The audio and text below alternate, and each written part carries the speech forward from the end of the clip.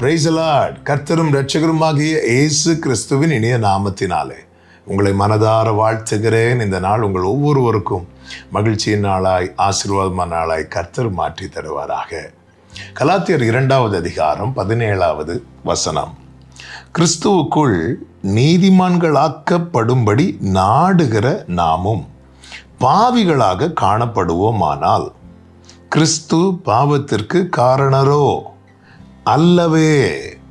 கர்த்தருடைய பரிசுத்த நாமம் மகிமைப்படுவதாக. கிறிஸ்து வெளிப்படும் முன்னதாக அல்லது கிறிஸ்து சிலுவையிலே மரிப்பதற்கு முன்னே நீதிமான் என்று அழைக்கப்படுகிறவன் யார் என்றால், இந்த நியாயப்பிரமாண புஸ்தகத்தில் உள்ளவைகளின் படியெல்லாம் எவன் செய்கிறானோ அவனே நீதிமான் என்று அழைக்கப்படுகிறான்.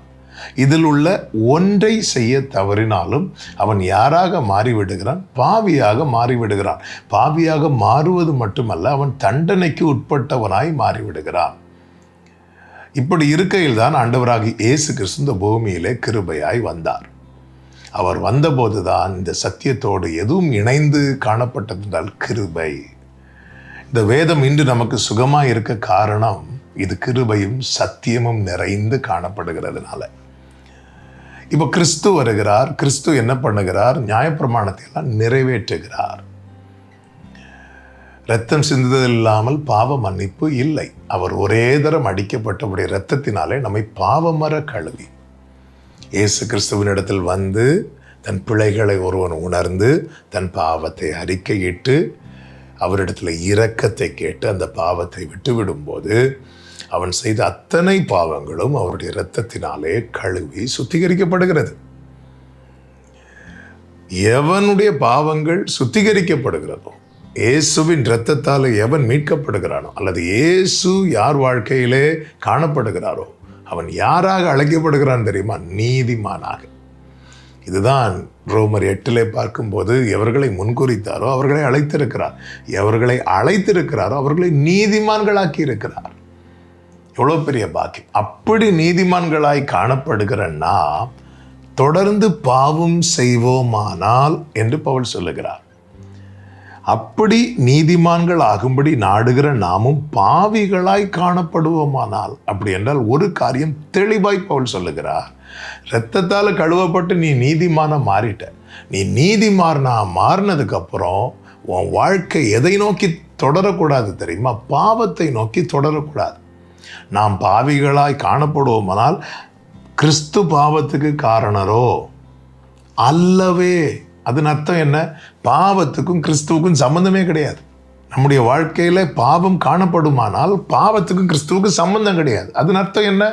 பாவம் எனக்குள்ளே வரும்போது எனக்கும் கிறிஸ்துவுக்கும் இந்த பாவம் சம்பந்தம் இல்லாமல் ஆக்கிவிடும். நம்ம கிருபையினால ரட்சிக்கப்பட்டோம், கிருபையினால நீதிமான்களாக்கப்பட்டோம். எனவே தான் ஒரு தேவப்பிள்ளை ரொம்ப கவனமாக ஜாக்கிரதையாக இருக்க வேண்டும். நாம் பெற்ற பாக்கியம் அந்த கிருபையினால், சிலுவையிலே அந்த பாக்கியம் கிடைத்தது. நாம் பாவிகளாக இருக்கையில் அவர் மரித்தார். இந்த அன்பை என்னவென்று சொல்ல. அப்போ ஆண்டவர் தான் எனக்காக மரிச்சிட்டார்ல, என் பாவத்தெல்லாம் மன்னிச்சிட்டார்ல, அப்போ நான் எப்படி வாழ்ந்தா என்ன, எப்படி இருந்தா என்ன? நன்றாய் புரிந்து கொள்ளுங்கள், பாவத்துக்கும் கிறிஸ்துவுக்கும் சம்பந்தம் கிடையாது.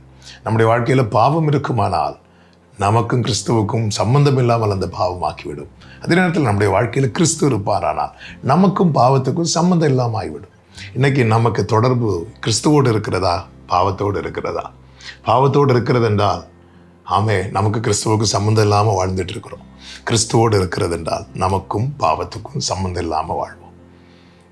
இதுதான் பவுல் சொல்லுகிறார், நான் தேவனுடைய கிருபையை விருதாவாக்குகிறதில்லை. அதே அதிகாரம் கடைசியில் அப்படிதான் சொல்லி முடிக்கிறார். 2:21 பாருங்கள். நான் தேவனுடைய கிருபையை விருதாவாக்குகிறது இல்லை. இந்த கிருபையை நான் வேஸ்ட் பண்ண விரும்பல. இது எனக்கு கிடைச்ச பாக்கியம்.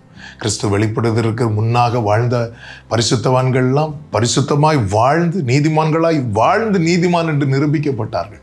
ஆனால் நான் அப்படி அல்ல. நான் நீதிமான் ஆக்கப்பட்டு நீதிமானாய் வாழும்படி நியமிக்கப்பட்டவன். இதற்கென்று அவர் கிருபையை தரார். இந்த கிருபையை நான் மீண்டும் பாவம் செய்து வீணாக்க விரும்பவில்லை. கிருபையை வீணாக்காதிருங்கள். எப்படி அழைக்கப்படுகிறோம் என்பதை கவனமாயிருங்கள். கர்த்தர் நம்மை கிருபையாய் நடத்துவாராக. ஜெபிக்கலாமா? எங்கள் நல்ல தகப்பனே, இரக்கமுள்ள தேவனே, நன்றி நிறைந்த இருதயத்தோடு துதிக்கிறோம். இந்த நாளில் எங்களோடு பேசி நடத்தின உணர்த்தின கிருபைகளுக்காக நன்றி. நீர் தந்த கிருபையை விருதாவாக்காமல் உம்மிலே காணப்பட கிருபை செய்யும். இயேசுவின் நாமத்தில் பிதாவே, ஆமென்.